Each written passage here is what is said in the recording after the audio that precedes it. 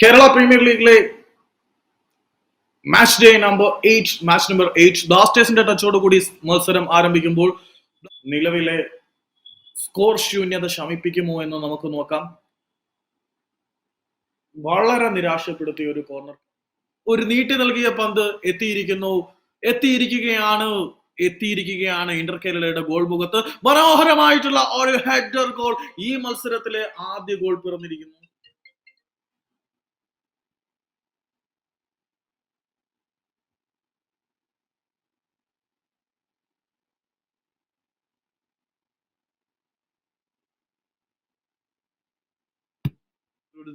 ബ്ലാസ്റ്റേഴ്സിന്റെ ഭഗന്മാരായ പ്രതിരോധ നിര താരങ്ങൾക്ക് കഴിയുന്നുണ്ട്. വീണ്ടും ബ്ലാസ്റ്റേഴ്സിന്റെ മുന്നേറ്റം മനോഹരമായി പിടിച്ചെടുത്ത പന്തുമായി 79 നമ്പർ ജേഴ്സി അണിഞ്ഞ താരത്തിന്റെ മുന്നേറ്റത്തിന്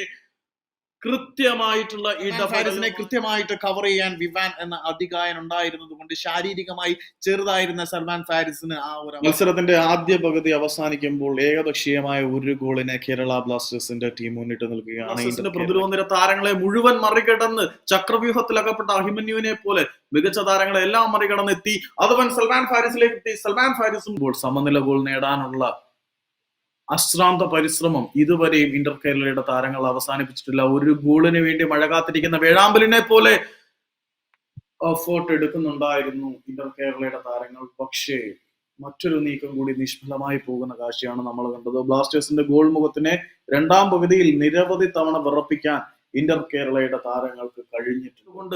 ഈ ആരവങ്ങളെ മുഴുവൻ തന്നിലേക്ക് ആവാഹിച്ചുകൊണ്ട് മനോഹരമായിട്ടുള്ള ഒരു കിടിലൻ പ്ലേസിംഗിലൂടെ മത്സരത്തിൽ സമനില goal നേടിയെടുത്തിരിക്കുകയാണ് Inter Kerala FC.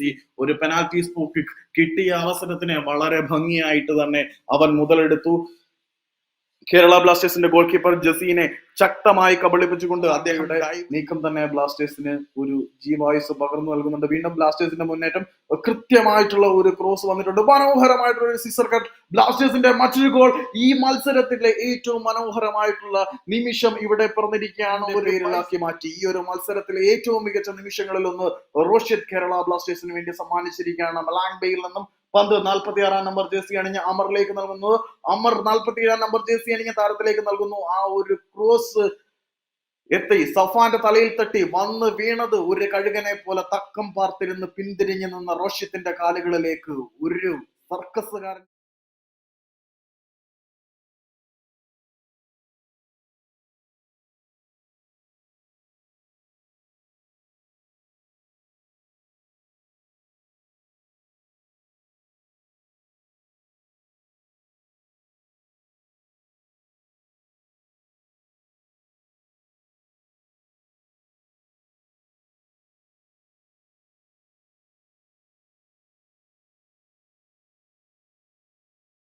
Penalty spot kick കൂടി കൺവേർട്ട് ചെയ്തിരിക്കുകയാണ് ഇന്റർ കേരള. അവർക്ക് വേണ്ടി മുഴുവന്റെയും ഫോക്കസ് പന്തിനോളം ചെറുതാകുന്ന അവസാന നിമിഷത്തെ കിക്ക്, അബ്ദുള്ളയുടെ കിക്ക് ലക്ഷ്യത്തിൽ നിന്നും അകന്നു പോകുമ്പോൾ ഈ ഒരു മത്സരത്തിന് ഫൈനൽ വിസിൽ മുഴങ്ങുമ്പോൾ രണ്ട് ടീമുകളും 2 ഗോളുകൾ വീതം നേടി ഈ ഒരു മത്സരത്തിന് തുല്യത ചാർത്തിയിരിക്കുകയാണ്.